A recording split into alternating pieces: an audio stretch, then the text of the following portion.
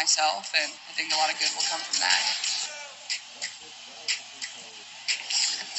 So coming out of college, expectations, they were sky high for Caitlin Clark and the Fever, but to start the season, they had a little bit of a rough go of it. They lost their first 5 games. They ended up 1-8 through their first 9 games, and during that first month, the playoffs, they didn't feel realistic at all. Clark, she struggled with turnovers, and the discourse, it was really centered around this just being an adjustment period.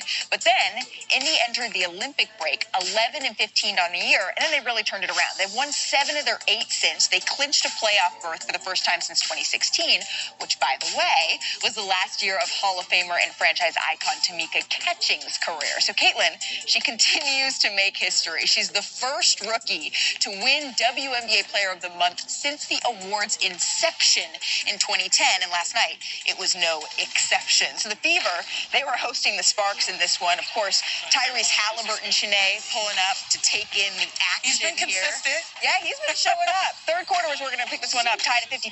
Clark hit the crossover. What? When you're able to just dribble like that back, you gotta, that's just hard. It's hard. You gotta send more help. By the way, her 100th three-pointer through the season, 34 games, passing Ryan Howard with the fewest career games to reach 100 points, and then just a couple seconds in transition, she is so fast, deceptively fast. That's why they are able to score these big numbers, because they do their damage in transition. Right here, Clark, quick 5 points for Clark. Fever lead 66. Ooh, 64. Tough one. A little push off to free. And then Fever pushing their lead again. So let's go ahead, Shanae, here to the fourth quarter. Early fourth, the Fever up. Clark dribbles behind the back, drains the three. It's like pick your poison, right, but you can't, because all of the players are playing well. She finished with 4 3-pointers. And Clark, what? A little dime behind the back to Aaliyah Boston for the bucket and the foul.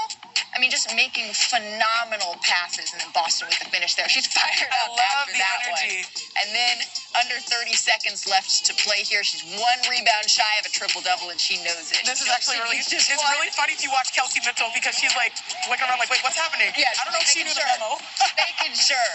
Clark gets high fives from her teammates after she secures her second triple-double of the season. Take a listen to Clark's reaction post-game. You know you were 1 rebound away from your second triple-double. Of course I knew, but somebody had to get the rebound, so AB was joking. We always joke about stealing each other's rebounds, so that's funny. I mean, of course she knew. She was hunting that rebound down. 24 points, 10 rebounds, 10 assists. The Fever win their 5th in a row for the first time since 2015.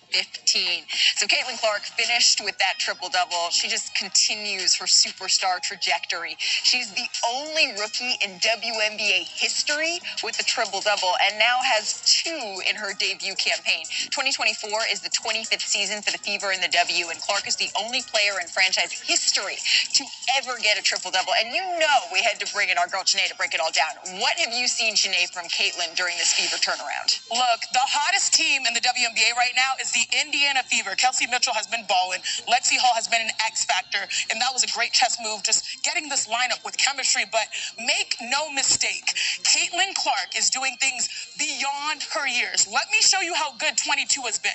She's on pace to generate the most points in a season in WNBA history. As for this win streak, though, Caitlin has created 224 points between points scored herself and points assisted. That's almost 45 points per game, and the most by any player ever during a 5-game win streak. So let's take it to the court so I can show you how she gets it done. First, let's talk about off-ball. This is an Iverson cut over 2 screeners. Then there's a pin down. Then there's a chase. Then there's a double contest, all to get this shot. That is not easy work, but she makes it look like slight work. Now let's go to on-ball when she has the ball in her hands. She's initiating the offense, just able to use her skills, probing, good little quick screen, but then 2 go with her. Dantas is able to slip to the mid-range to knock down a nice bunny. So she's able to not only score herself, but she's distributing the ball. But last but not least, I mean, y'all, it's what I've said in transition. Once she gets the ball, you have to really sprint back because of plays like this. She's able to draw 2. I mean, these are elite, advanced type of situations that rookies don't normally do. She just had her second triple-double, but don't sleep on her double-doubles. She has had 7 games with 20 points and 10 dimes. That's the 3rd most in league history. The Fever are not a matchup that anybody wants to play right now.